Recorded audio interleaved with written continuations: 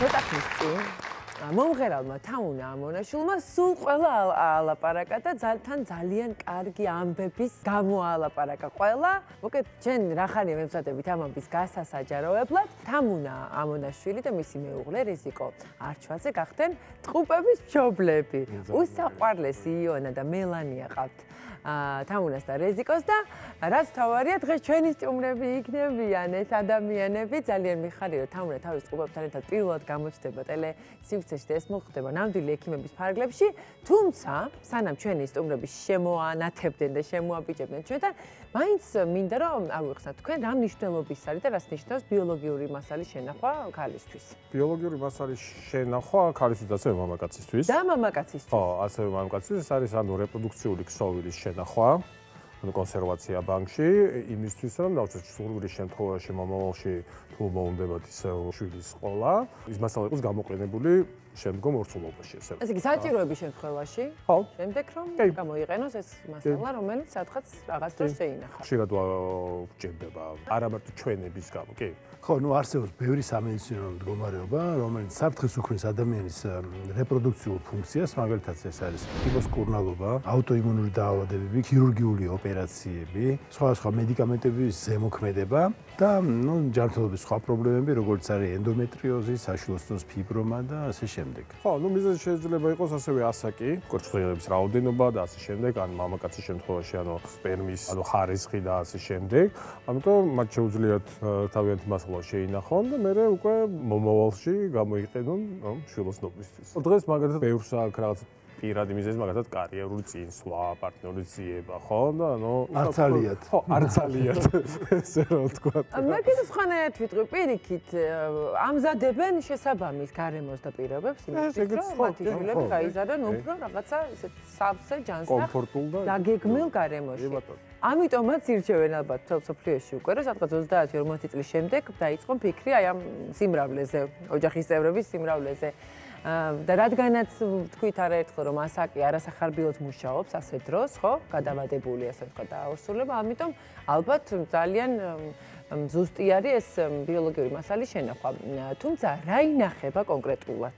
შეიძლება შევინახოთ ანუ ემბრიონი, შეიძლება შევინახოთ კვერცხუჯრედი, შეიძლება შევინახოთ სპერმატოზოიდი, ანუ ბევრი სხვადასხვა ვერსიები არის. ხო, ბევრი სხვადასხვა და ნუ ეს არჩევანი არის რა, ანუ ქალის და მამაკაცის თუ რა ეტაპზე შეიძლება. რა ტიპის ბიოლოგიური მასალის შენახვა უნდა. მოდით მაშინ გავიგოთ ეს დიდებული ამბები, რომელიც ჩვენი სტუმრები მოგვიყვებიან თავად და დავპატიჟოთ ჩვენს სტუდიაში პროფესორი, ექიმი, ემბრიოლოგი, კლინიკა GGRC-ის მფლობელი და სამედიცინო დირექტორი ნინო მუსერიძე და ჩვენი სტუმრები თამუნა ამონაშვილი და შესანიშნავი ტყუპები იონა და მელანია. მოგზანდით! დანანანამ! თამუნა ბავშვების შევაში. გამარჯობა თამუნა გილოცავ ამ ბედნიერებას, რომელიც ახლა შენ სახში ტრიალებს ამ ორ უსაყვარლეს ადამიანის შემოსვლას. რეზიკო თავად, მინი რეზიკო. და გალბატონი პრინცესა მელანია, რა საყვარელია. ორივე არის უსაყვარლესი და უსერიოზულესი. ძალიან წყნარები და ძალიან ისეთი ბავშვები არიან. მოდი, დავიწყოთ ამბის გაზიარება. თქვენი ამბები მოგვიყევით. როდის მიიღეთ ეს გადაწყვეტილება, რომ ასე დაგეგმილად უფრო გირჩევნიათ, ვიდრე ესე სპონტანურად? ნუ ყოველთვის მინდოდა ბავშვი და ნუ რაღაცას ვერ ვახერხებდი. გამომდინარე ჩემი პროფესიიდან, ნუ ძალიან დაკავებული ვიყავი და რაღაცა პრობლემებიც იყო, რაღაც სერიოზული არაფერი, მაგრამ ნუ არ შემეძლო იმ პერიოდში მე ვიმკურნალე მე რაღაც და ესე იგი იმდენად პროფესიულად დაკავებული ვიყავი, აქ კიდევ დიდ ფინანსებთანაც არის, რაღაც ყველაფერი ერთად არის. ერთად იყო და ამიტომ აი მაშინ ვფიქრობდი რომ მე ამას ვერ შევძლებდი რომ ორივე ბავშვისთვის ესე ნამდვილი დედობა გაწიო, რასაც დედა ქვია, ყველანაირად, იმიტომ რომ ჩვენ ძიძაც არ ყავს დღეებიდან ყოველდღურად ჩვენ ვზრდით და ჩვენ ვაკეთებთ მეც და ჩემი მეუღლეც ყველა წვრილ მასაზე ვთქვათ ბავშვებს, ყანაირი მშვიდები არის. ხო და ეს არის უდიდესი სიამოვნება, პირველ რიგში სიამოვნება და ნდობა იმის რომ მე მინდოდა რომ აი ყველანაირად ჩემი შვილების ყველანაირი ენერგია ზუსტად შემეგრძნო და ამიტომ იმ პერიოდისთვის მე ასე არ ვფიქრობდი, მაგრამ მე ვერ შევძლებდი ამ ყველაფერს. და ნუ რაღაცა პერიოდი იყო რომ ჩემი მეგობრების დახმარებით გავყინეთ კვერცხუჯრედი. მაშინ მე არ ვფიქრობდი იმაზე რაღაც როდის. უბრალოდ ეს გავაკეთე აი ჩემი მეგობრების, თუნდაც ჩემი მეუღლის დაძალებით, ასე ვთქვათ, რომ ეს უნდა გავმეკეთებინა. იმიტომ რომ ხვალზე რა იქნებოდა, მე არ ვიცოდი, არავინ არ ვიცოდით და ნუ რაღაცა გავაკეთე ეს და მადლობა უფალს, მადლობა მთელ სამყაროს, რომ მე შევძელი და გავაკეთე და იმ ადამიანებს, რომლებიც მე გვერდზე მედგნენ და მე ეს გადაწყვეტილება მიმაღებინეს, იმიტომ რომ პერიოდის შემდეგ, როდესაც მე უკვე საქართველოში მომინდა აი ამის რეალიზაცია, ასე ვთქვათ, ეს მხოლოდ მაშინ წამოვიდა, როდესაც აი ქალბატონი ნინო გავიცანით. მისი არაჩვეულებრივი ჯგუფი, ეს ყველა ადამიანი, ნუ პირადად ნინომ გადამაწყვეტინა მე პირადად აი ეს ამ ნაბიჯის გადადგმა, იმიტომ რომ მაინც მეშინოდა და მაინც დაძაბული ვიყავი და ნუ რაღაცა ის მართლა დიდი საოცრება მოხდა და მადლობა ნინო. მართლა დიდი თან ორი ძალი, გოგო ძალი, ბიჭი ძალი, სხვადასხვანაირები არის. ხო? შეიძლება ვიკითხო, აი რამდენი ხნის შენახული ეს კვერცხუჯრედი დაახლოებით აი 15 ალბათ ეს. აი ესე რატოღაც 16 დიდი შეიძლება აი ამ კი რომ აქ არისო ეს მე სადაც ვიყავი მაშინ მე საზღვარგარეთ ცხოვრობდით მე დიდი ხანია მინდოდა ბავშვი და არ შემეძლო გაჩენა და ანუ მკურნალობდი და ყველაფერს ვაკეთებდი იმისთვის რომ მე გამეჩინა. ყველა ქალს უსურვებდი რომ რაღაცნაირად არ დანებდნენ იმ შეგრძნებას რომ მათ არ შეუძლიათ რაიმე საოცრებები შეიძლება მოხდეს ყველა ქალის ცხოვრებაში. თავიდან ეს მომწიფდა შენში, ხო, თამუნა, რომ აი უკვე დროა, აი ალბათ მომწიფებულ, აი, როდესაც მომწიფდა, მაშინ მოხდა ყველაფერი. ყველანაირად აქ არ არის მხოლოდ და მხოლოდ ბავშვები გაჩნდნენ, ხო? ბავშვის გაჩენას სხვა რაღაცეები კიდევ ძალიან ბევრი წვრილმანია და ანუ ეს ყველაფერი იმდენად სწრაფად და კარგად მიდიოდა, ადრე არაფერი არ გამომდიოდა. აი იმდენად სწრაფად რომ მე ვფიქრობ, რომ მომწიფდა მაშინ, როცა ეს საჭირო იყო და როცა უნდა მოვლენილიყვნენ ეს ბავშვები აი ამ ქვეყანას. ნინო, მოგვიყევი, ხა თქვენი ნაწილი, როცა თქვენ ჩაერთეთ უკვე პროცესში. არის უდიდესი რამ, რაც დღეს შეუძლია შესთავაზოს მედიცინამ საზოგადოებას ბიოლოგიური მასალის შენახვა. იცით რა, მაშინ საქართველოში ალბათ ისეთ დონეზე არ იყო, როგორიც უცხოეთში იყო. თუმცა იყო მასალის გაყიდვა ცოტა უფრო სხვა მეთოდით მიმდინარეობდა, ანუ slow freezing-ი იყო. შესაბამისად, ნახეთ, ტრანსპორტირება, ეს ყველაფერს ხო მნიშვნელობა აქვს. დღევანდელ დღეს ეს ყველაფერი გამარტივებულია, მსოფლიოს პრაქტიკულად არ აქვს არანაირი საზღვარი და დამაბრკოლებელი არაფერი აბსოლუტურად. კვერცხუჯრედის გაყინვის შემთხვევაში კვერცხუჯრედს გამოყინა, უკვე ნახულობ, რას მიიღებ. აი რა ნახე? დაინახე იონა და დაინახე კი. ნახეთ, ანუ ვიცოდით აბსოლუტურად ყველაფერი მათ შესახებ. ისინი რომ გენეტიკურად ჯანმრთელები იყვნენ, რომ იცოდი რომ გოგო იყო, ბიჭი იყო? ესეც ვიცოდი. ნამდვილად ოღონდ თვითონ არ იცოდნენ. შესაბამისად ჩვენ ვიცოდით რომ ვინ გადავიტანეთ, მაგრამ მათ გაიგეს უკვე მეერე. და მაგრამ მარტო კვერცხუჯრედი არ იყო, ხო შენახული? რეზიკოს მასალაც იყო? არა, მარტო კვერცხუჯრედი იყო. მარტო რეზიკო აქ არის. მე ვფიქრობ რომ მასაც შეეძლო ტარება. უბრალოდ ეხლაც არ ეცალა ამისთვის და ამიტომ ავიყვანეთ სუროგატ დედა. და რა ვიცი, ვფიქრობ რომ რაღაცა სამი თვე ამაზე იყო საუბარი და შენ თვითონ მაგრამ ნუ რაღაც ვერ გადავწყვეტ. ანუ მაინც იყო მცდელობა რომ შენ თავად ვერ მივიღე, იმიტომ რომ ნუ მაინც ახლა პატარა გოგონებს უჭირთ ბიოლოგიურად გაჩენა და ნუ ახლა თავის გადაწყვეტილება იყო. თუმცა აბსოლუტურად ჩეკაპი რაც გავაკეთებთ ჩვენ ხშირად ვეუბნებით ხოლმე ვარს მაგალითად ასაკის გამო. შეიძლება ასაკიც არ იყოს და რაღაცა ჩვენება ქონდეს ან ზუძუს მხრივ, ან ფარისებრის მხრივ, ან რაიმე ორგანოს პრობლემის გამო და აქედან გამომდინარე უთხრათ არა. შვილის გაჩენა ეს არაფერს არ შეეძრება ალბათ და ვფიქრობ რომ ალბათ ნამდვილად ესეა. არაფერს არ გავს თავისი ყველა შეგრძნებით და მე აბსოლუტურად სხვა ცხოვრება, აი და აბსოლუტურად შეტრიალდა ყველაფერი.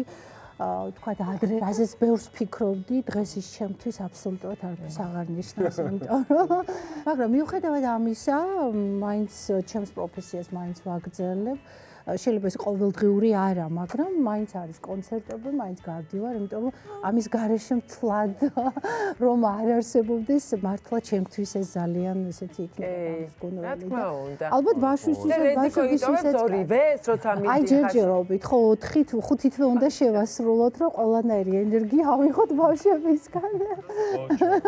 გაძინებთ ბავშვები? ჩვენ ვათენებდით აი 3 თვე, ხო ყველამ ვიცით რომ ყოველ 3 საათში უნდა ჭამოს, ხო? აი მე მართლა ადამიანს არ ვგავდი, იცი რაღაცა სხვა გავხდი და მართლა მეშინოდა რამე არ დამმართნოდა. ანუ რაღაც ძალიან ესეთ მდგომარეობას. მე რაღაცა შევცვალეთ რომ მე გამოძინებას ვახერხებდი, მაგრამ მაინც არ ვიყვანდი ძიძას. ხო, ანუ გამოძინებას ვახერხებდი. ხელაჭამი არ არის, ხო, იმასაც აჭამია. იმასაც აჭამია. გამოუწველი ის მაგრამ იცი რა არის თიკა? ორი ერთად ძალიან ადვილია.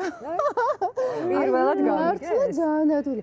უფრო ფიქრობ ხოლმე რაღაც ერთს რო იმ ენერგიას ახარჯებ, მე ამ ენერგიას ანაწილებ და თითქმის იგივე დონეზე ხდება რაღაც ენერგიის ხარჯვა და უფრო რა არის, იცი? უფრო დიდი ზეაღმაფრენა, ხან ბიჭი, ხან გოგო, რაღაცა ენერგიები და რაღაცა როგორ წარმოგიდგენი, აი ეს რო ერთის გარეშე ან რომელიმეს რაღაცა ხა მე ვეღარ წარმომიდგენი. ნუ რაღაც აი საერთოდ ისიც ვერ წარმომიდგენი, ასე მგონია სულ იყო ჩემს ცხოვრებაში. თუნდაც ამ 4 თვის თავზე ეს შეგრძნება მაქვს და ალბათ ეს შეგრძნებაა ყველა მშობლისთვის ბავშვები. ეხლა გვითხარი, ვინ უნდა შეინახოს ეს ბიოლოგიური მასალა, შენ როგორ ჩამოაყალიბებდი? დღევანდელ დღეს საკმაოდ დიდი პრობლემაა ასევე ნაადრევი განლევის სინდრომი. ანუ ადრე რომ ხდება კვერცხუჯრედების რეზერვის განლევა. მე ვთვლი რომ ანუ მარტო ანტიმიულერის ჰორმონი არაფერს არ ნიშნავს, რა თქმა უნდა, მაგრამ ეს მაინც სკრინინგული არის, რომ იცოდე რამდენი გაქვს და რა დრო გაქვს იმისთვის, რომ გააჩინო შვილი. ამასთან ერთად შენ უნდა ნახო ფოლიკულების რეზერვი და გადაწყვიტო, გინდა შენ დღეს ბავშვის გაჩენა თუ არა. ჩვენ ძალიან ბევრი წყვილი ყავს, ვისაც არ უნდა ჯერ ბავშვის გაჩენა, მაგრამ მათ შეინახეს უკვე ემბრიონები და ის 5-6 წლის მერე გააჩენენ, ეს ერთი. მეორე არის ქალბატონები, რომლებიც ჯერ არ ქმნიან, აი დაკავებულები არიან, აქვთ თავიანთი საქმიანობა, ბიზნესი, არ აქვს საცხოვრებელი პირობები ბავშვის, ესეთი, რომელიც დაუშვათ უნდათ რომ გქონდეთ მომავალში და არ ყავთ პარტნიორი თუნდაც. ისინი ყინავენ კვერცხუჯრედს და შემდგომ როცა მოუნდებათ, ნახეთ, ეს ხომ არ არის ემბრიონი, ეს ხომ არ არის ის, რასაც ანადგურებ. შენ თავისუფლად შეგიძლია თუ ეს არ დაგჭირდება, მერე გაანადგურო.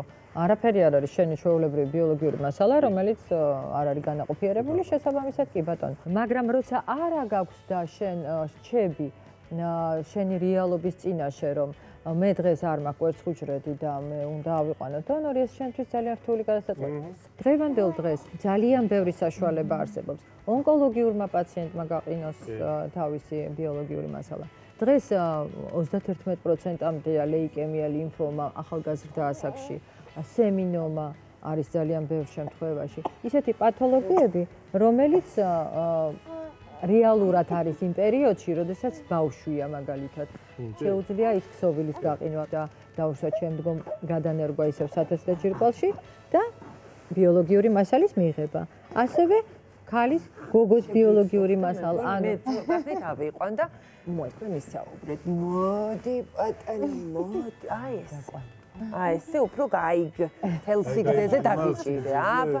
შესაბამისად ანუ პრაქტიკულად ყველა პათოლოგიის დროს, რევმატიული პრობლემების დროს, სისტემური დაავადებების დროს, აუტოიმუნური პათოლოგიების დროს, როდესაც რეზერვის სწრაფად, ენდომეტრიოზის დროს, მესამე, მეოთხე ხარისხის ენდომეტრიოზის დროს, როდესაც არ ყავს პარტნიორი და გველება ჩვენი რეზერვი, ყოველთვის შესაძლებელია გაყინა ბიოლოგიური მასალა, შეინახო და ნებისმიერ დროს გამოიყენო, ან არ გამოიყენო, თუ არ დაგჭირდება. აქედან გამომდინარე დაზღვეული ხარ, ჩვენ ყველაფერთან ადაპტირებულები ვართ, ყველა ტიპის პათოლოგიის მართვა შეგვიძლია, ანტიესტროგენითაც შეგვიძლია მართოთ, როცა ძუძუს კიბოა წარმოიდგინეთ, შეგვიძლია სიმსივნეების დროს, ჩვენ ყავდა საერთო პაციენტი, სარკომა იყო გოგონასთან, 13 წლის გოგონა იყო, რომელთანაც 34 კვერცხუჯრედი გაყინული, რომ მოდის ყოველთვის ახსოვს, რომ მას აქვს და თავის ბიოლოგიური მასალა და ის აუცილებლად გააჩენს თავის შვილს. არსებობს მაგალითად X ქრომოსომასთან შეჭიდული პათოლოგიები, რომლის დროსაც მყიფე X ქრომოსომის დროს ძალიან ხშირად ნაადრევი განვლევაა ხოლმე. ასევე პათოლოგიები, რომელსაც ჩვენ ვატარებთ carrier screening-ები, რითაც შეგვიძლია ასევე განსაზღვრათ, რამდენად შეგვიძლია ჯანმრთელი თაობის მოცემა და თუ რაიმე პრობლემა გვაქვს, აუცილებლად ემბრიონში შეგვიძლია აღმოვაჩინოთ ეს გენეტიკური პათოლოგია და არა მხოლოდ გაყინვა არის, არამედ ეს შესწავლა. ეს შესწავლა ძალიან კარგია, იქიდან გამომდინარე, რომ პაციენტმა უნდა იცოდეს, რა შანსები აქვს, რისი საშუალება არსებობს, რამდენად ჯანმრთელ ბავშვი დაიბადება და ასე შემდეგ. და მნიშვნელობა აქვს იმას, რომ ბიოლოგიური მასალის გაყინვით შენ გადაავადებ შენს შვილოსნობის უნარს, ასევე შეგიძლია უბრალოდ გადავადება იმ შემთხვევაში, თუ რაიმე დაავადება გაქვს და პრობლემა გაქვს და ასევე შეიძლება იმ შემთხვევაში, როდესაც მაგალითად არის ისეთი სიმსივნე, რომლის დროსაც ორსულობა არ შეიძლება. არის ისეთი დაავადებები, რომლის დროსაც ორსულობა არ შეიძლება. ასევე გენეტიკური პათოლოგიები, როკიტანსკის სინდრომი, როდესაც საერთოდ საშვილოსნო არ არის. არ არის საშვილოსნო დაბადებიდანვე არა აქვს ასეთ პაციენტს, თუმცა საკვერცხი აქვს რეზერვი. მისგან ავიღეთ უამრავი კვერცხუჯრედი, ანუ არანაირი პრობლემა არ გვაქვს, გაყინული გვაქვს ეს კვერცხუჯრედები, როცა ის შექმნის ოჯახს, მას შეუძლია. მამაკაცებზეც საუბრიშნოთ, რომ მამაკაცებზეც საუბრიშნოთ, რა თქმა უნდა, აუცილებლად იქიდან გამომდინარე, რომ მამაკაცებშიც ხშირია სემინომა არის ყველაზე ვთქვათ, აგრესიული სიმსივნე, რომელიც არსებობს. ძირითადად 18 წლამდე ასაკობრივი ვარიკოცელოზე არ აქცევენ, თუმცა რაღაც პრობლემები არის ხოლმე. ბიოლოგიური მასალის გაყინვა რეალურად შეიძლება ყოველთვის. ასევე არის სამსახურები, სადაც ინტოქსიკაცია ხშირად, არის პრობლემა დაუშვათ ორგანიზმში. არის ჰეპატიტის მკურნალობა თუნდაც, ასევე მკურნალობის პროცესში შეიძლება სპერმის კონცენტრაციაც დაეცეს, ასევე დაეცეს დაუშვათ მისი ხარისხი და ასევე მუტაგენურია ეს ქიმიოთერაპია. შესაბამისად მუტაციებს იწვევს და რატომ უნდა მოხდეს? ამიტომ სანამ მკურნალობას დაიწყებენ, ისინი ყინავენ ბიოლოგიურ მასალას, შემდგომ უკვე ხდება ამის გამოყენება. რამდენი ხანი შეიძლება რომ იყოს გაყინული და თქვა რა ვადა აქვს? აქვს ვადა საერთოდ? ვადა არ აქვს. ანუ ადრე ითვლებოდა, რომ 5-10 წლის შემდგომ შეიძლება ფრაგმენტაცია მომხდარიყო. დღევანდელ დღეს პრაქტიკულად ფრაგმენტაცია არ არის. შენახვა აბსოლუტურად იდეალურად ხდება 99.5%-ში გამოყინვა ხდება სრულად ბიოლოგიური მასალის, რაც შეეხება სპერმას გაცილებით უფრო კარგად იყინება, ანუ და გამოიყინება. აქედან გამომდინარე, იმდენად დაიხვეწა ეს მეთოდები, დაიხვეწა გენეტიკა, დაიხვეწა კვლევა, არასოდეს არ გაქვს უფრო მეტი შანსი. ანუ ადრე იყო 20% ინვიტრო განაყოფიერება, დღეს არის 60-70 და 80%-ზე ვსაუბრობთ უკვე. შესაბამისად არის ყველაფერი იქეთ მიდის, რომ ჩვენ შევძლებთ ყველას დავახმაროთ აბსოლუტურად, რომ გახდეს მშობელი და მე ვფიქრობ, რომ ეს არის ყველაზე დიდი ბედნიერება ექიმისთვის, პაციენტისთვის და ალბათ მთელი სამყაროსთვის, რომ ყველას შეუძლია ყავდეს თავისი ბიოლოგიური შვილი. მოკლედ, რაც მართლა შეუძლებელი და არარეალური გვეგონა, ეს უკვე ნამდვილად რეალური არის ამ თანამედროვე მეცნიერების ხელში და გამოისობით, ასე რომ მართლაც მე მგონი არავის არ უტოვებს თანამედროვე მედიცინას შანსს დღეს, რომ იფიქროს, რომ შეიძლება იყოს არ გახდეს უშვილო, ხო? ასე ბატონო, გაგაცანით ეს ორი არაჩვეულებრივი ადამიანი, ერთმა ტკბილა ჩაიძინა, იმიტომ რომ ეს საუბარი მისთვის არ იყო ისეთი საინტერესო, რასაც ვერ ვიტყოდით ნამდვილად იონაზე, ბოლომდე მოისმინა ყველაფერი, რაც მოვყენე აქტიურად. თამუნას, მადლობა ნინა, რა თქმა უნდა, მადლობა დიდი ამ ისტორიის გაზიარებისთვის.